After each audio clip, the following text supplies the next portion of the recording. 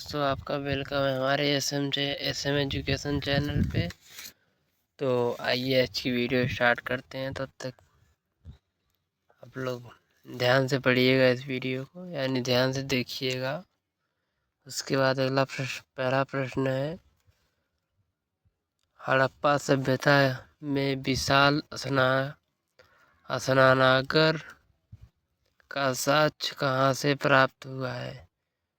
तो हड़प्पा या फिर मोहनजोदड़ो या फिर लोथल या फिर धौलावीरा। तो आपका राइट आंसर है मोहनजोदड़ो। ठीक है। उसके बाद महात्मा गांधी ने अपना पहला उपदेश कहाँ दिया था? तो लुम्बिनी है या फिर बोध गया है या फिर कुशीनगर है या फिर सारनाथ। तो आपका राइट आंसर है Sarnath is the right answer. ठीक है। उसके बाद किस गुप्त शासक को कविराज कहा जाता है? तो समुद्रगुप्त है या फिर रामगुप्त है या फिर स्कंदगुप्त है या फिर कुमारगुप्त। तो आपका राइट आंसर है समुद्रगुप्त को कहा जाता है। ठीक है।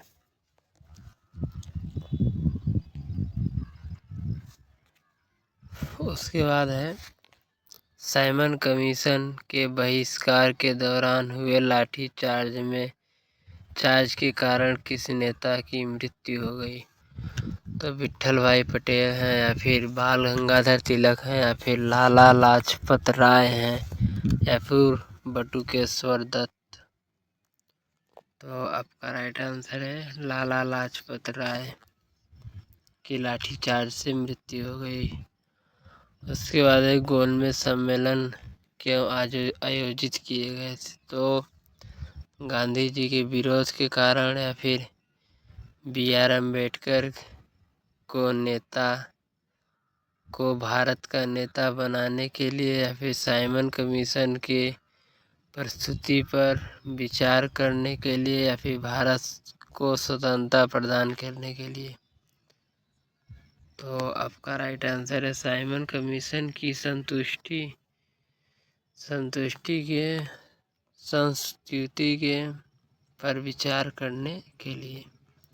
ठीक है। उसके बाद है, भारत में से निम्नलिखित में से किस नृत्य शैली में कथा भाव हमेशा महाभारत या रामायण से लिया जाता है? तो ओडिसी है या फिर भरतनाट्यम या फिर कथकली या फिर मोहिनीअट्टम। तो आपका राइट आंसर है कथकली। कथकली केरल का शास्त्रीय नृत्य है। ठीक है। उसके बाद है, प्रसिद्ध विट्ठल स्वामी का मंदिर तथा हजारा मंदिर का निर्माण किसने करवाया था? तो देवराय द्वितीय ने या फिर हरिहर द्वितीय ने या फिर कृष्ण देव राय ने या फिर बुक्का प्रथम ने। तो आपका राइट आंसर है कृष्ण देव राय ने। ठीक है। उसके बाद है, भारतीय मरुस्थल की एक महत्वपूर्ण नदी है। तो लूनी नदी या फिर नर्मदा या फिर कृष्णा या फिर ब्यास। तो आपका राइट आंसर है लूनी नदी। ठीक है। Option number A the right answer. उसके बाद है, नागार्जुन सागर बांध का निर्माण किस नदी पर हुआ है? तो कृष्णा है या फिर चंबल है या फिर कोसी या फिर सतलज। तो आपका राइट आंसर है कृष्णा नदी पे नागार्जुन सागर बांध स्थित है। उसके बाद समुद्र तल से ऊपर विश्व की सबसे बड़ी पर्वत श्रृंखला कौन सी है?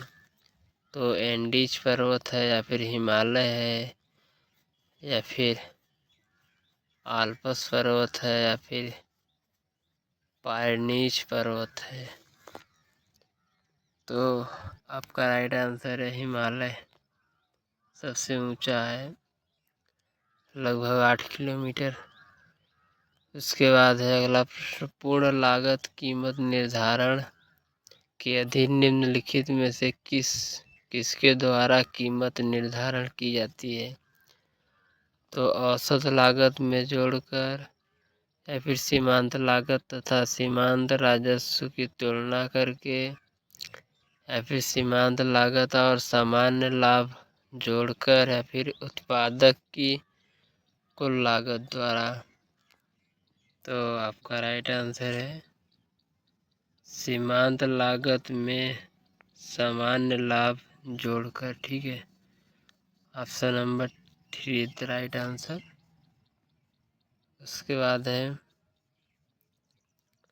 आर्थिक समृद्धि मुख्यतः निर्भर होती है तो उपभोग के स्तर पर या फिर कीमत स्थिरता पर या फिर निवेश के स्तर पर या फिर जनसंख्या वृद्धि पर। तो आपका राइट आंसर है निवेश के स्तर पर। ठीक है, उसके बाद है भारतीय रिजर्व बैंक किस प्रणाली के अनुसार नोट जारी करता है। तो नियत प्रत्ययी प्रणाली या फिर अधिकतम प्रत्ययी प्रणाली या फिर न्यूनतम आरक्षण प्रणाली या फिर समानुपातिक आरक्षण प्रणाली। तो आपका राइट आंसर है न्यूनतम आरक्षण प्रणाली।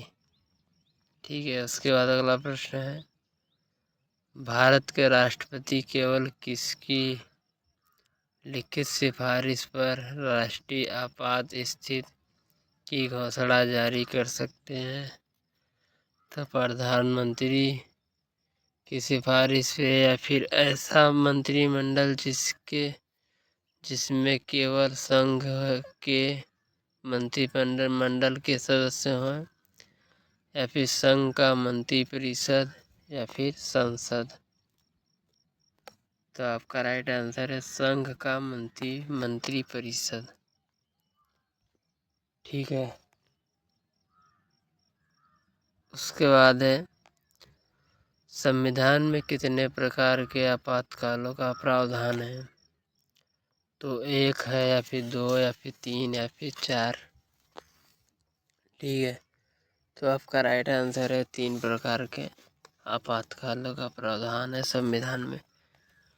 उसके बाद है संसद के दोनों सदनों का संयुक्त सत्र को बुला सकता है। तो राष्ट्रपति बुला सकता है, फिर प्रधानमंत्री या फिर लोकसभा अध्यक्ष या फिर उपराष्ट्रपति।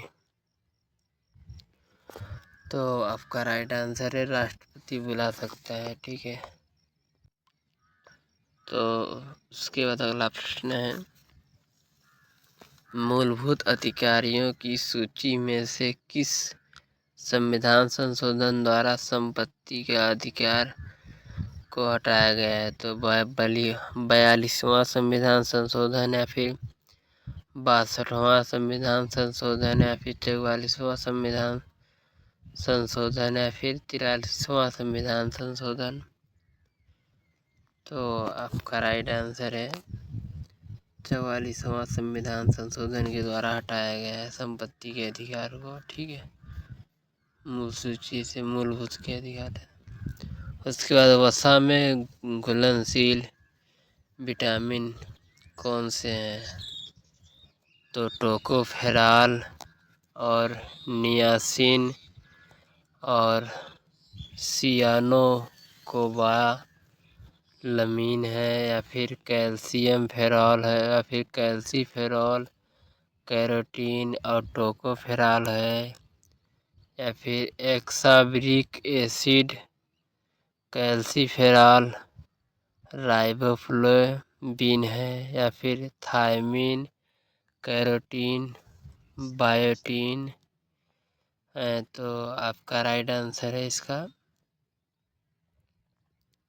Option number B calcium, calciferol और कैरोटीन और टोकोफेरॉल।